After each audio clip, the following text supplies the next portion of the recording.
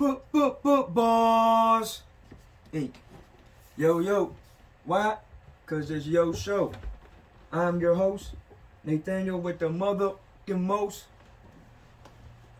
Let's get into the show. We're gonna start off with the drink of the day. Lone Star. Since we're in Texas, Lone Star beer.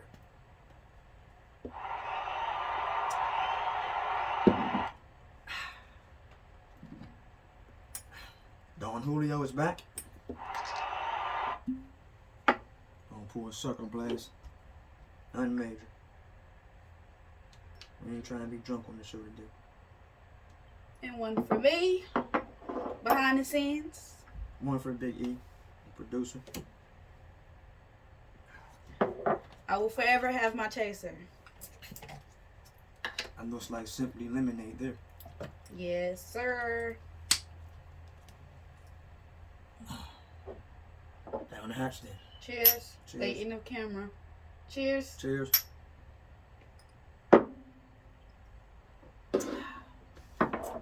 Now let's get into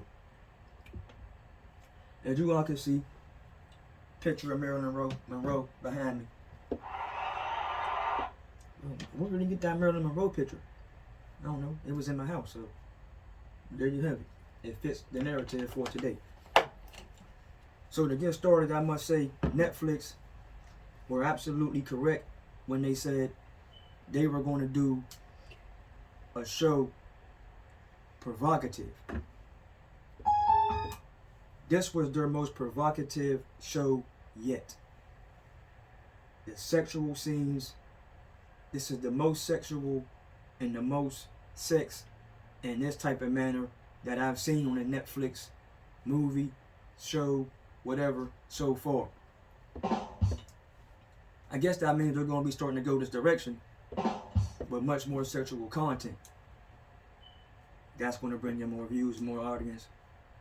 With that being stated, I must say the Marilyn Monroe biopic, I'm going to start by saying this. Marilyn Monroe was a real star. And y'all think the press that y'all have now and the tabloids y'all have now, you know, they can't say what they want to say nowadays because, you know, y'all had them fired, you know, for saying the wrong things, or somebody will be canceled for saying something wrong. The press back then was unforgiving. They'll say anything, they'll report anything, and it'll be everywhere. The press came out in droves back then, followed you around way more than they do now. This is without even having Instagram. This is without even having all the technology we have today. This was cameras, light bulbs. You know, when you took a picture, sometimes the light bulb might burst. But they were everywhere. And the premieres were huge. And everybody was there. So, I thought Marilyn Monroe was in search of love. I thought she was torn between being a superstar and torn between being Norma Jean Baker. There was times when she was saying she didn't want to be Marilyn Monroe. Well, you know, Marilyn Monroe's not here today. You know, I felt she was taken advantage of a lot. Sexually exploited a lot. As they do women now. You know, women are always looked at as sex objects. Always. It's just the way it is, or the way it's become. Marilyn Monroe, let's take Beyonce. Beyonce's a real star. She's gorgeous. She can sing. She's really talented. So you put her on a big screen, or you put her, up in front of people, and just her beauty, and then her performances, you're going to be drawn to her. You're like, whoa. Sharon Stone was a real star. She was gorgeous. Jodie Foster, Michelle Pfeiffer in her time, Taraji P. Henson, Nia Long. The list goes on. And you know, there's women that I'm missing that you just put them on a TV screen and they're going to go from there. And us as men, you know, we're going to fawn over them. We're going to have our thoughts. Oh, wow, that was my girl, the things I would do to her, and this and that. The one scene I want to talk about is when Marilyn Monroe is doing the scene and her dress is blowing up and Joe DiMaggio is there. She just enjoying the scene, just enjoying it, and she's in the moment right now. She flossing a little bit, flexing. She just enjoying it. She gets home. Joe DiMaggio's ego is hurt. He's butt hurt. He's feeling some kind of way, so he takes his belt off, and he takes the belt to her. And if those articles are correct, we do know he did take the belt to her. But still, the way they depicted it, that was like a 20-minute whooping. And there's plenty of men who do this to women all the time. Plenty of superstar women. We heard this from Ike and Tina and Kelly Rowland and her guy Roy Williams, and the list goes on and on and on. But I gotta say to that is, men, get out of your ego. That is the insecurity of a man. Your woman is getting attention, or she is shining like a star, and now your ego is bruised. Oh, why are you dressed like that tonight? Why are you looking like that? Who are you looking like that for? She's an actress. She's on set. She got to come home and get whooped with the belt because her dress is blowing up. Wow. Men, when your girl goes out to the club with her homegirls, or your girl goes out to do a movie, or your girl goes out to do whatever it is she's doing, and she's dressed provocatively, if you do not go with her, when she comes home, your job is to get her out the dress. I'm sure you saw how stunning she looked.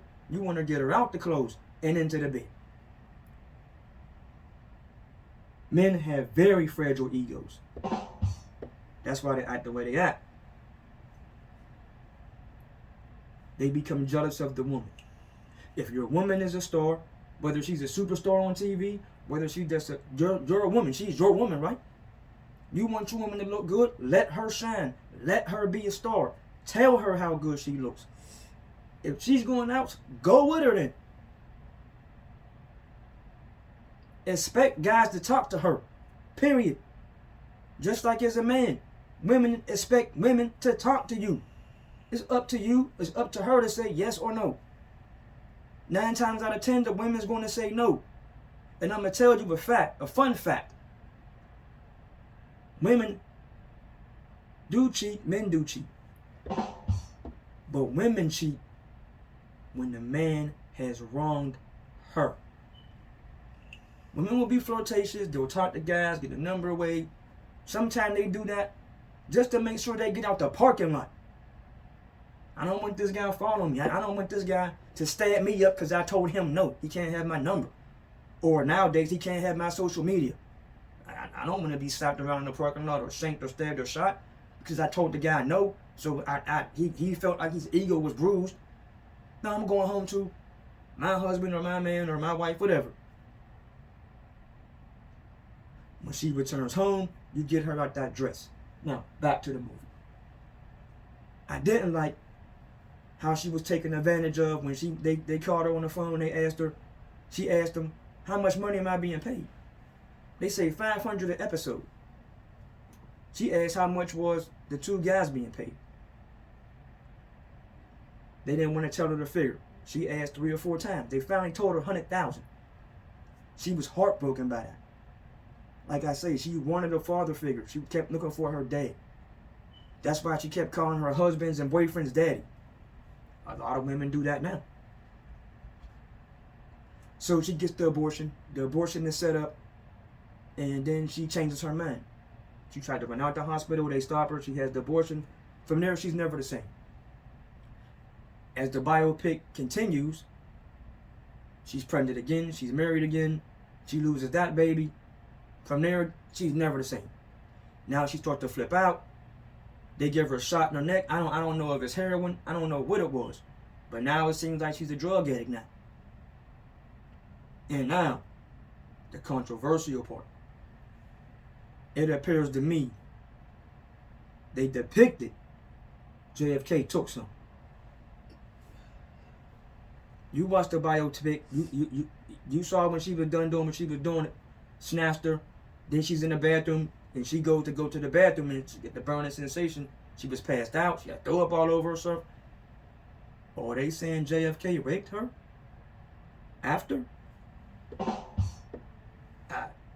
I don't know, but that's how it looks. He can't defend himself if he's no longer alive. But I mean that's a strong allegation for the former POTUS. It is. Outside of that, though, I thoroughly enjoyed the movie. I want to applaud Netflix, all the actors in it, and the one guy, I forget his name, the funny nose guy. He's a hell of an actor. He's a hell of an actor. I like him. I like the whole cast. You know, it's been noted that she dated Frank Sinatra in real life. You know, she had a lot of boyfriends. But I don't know how promiscuous she was outside of, you know, if she was cheating or not. And I felt like at the end, before she died at 36, when she got that letter in the mail once the first husband died, it appeared that he was the one sending her the letters, like he was the father writing the letters. I'm like, wow, you know, that was another crushing blow when she discovered that. That led to her death. And I just want to say, you know, to you women out there who are real stars, y'all keep being real stars. Gentlemen, when your woman comes home, run her a bath sometime every now and then. Run her a bath, rub her feet. Tell her how much you love her. Stop putting your hands on her and getting all into your feelings whenever she's going somewhere or whenever she's looking a certain way. Get out your feelings. Be more secure in the relationship you are in. And stop trying to control the woman. You cannot control the woman. Just like the woman can't control you, you cannot control her. Facts. I started to do a sports take like I usually do, but today I was on the edge of my seat watching blowing the Marilyn Monroe biopic. And like I say, she was a real star in her time. So with that being said, I'm going to get off the air. Boss Inc. Yo. Why? Because it's your show. I'm Nathaniel, the host with the mother and most. Until next time.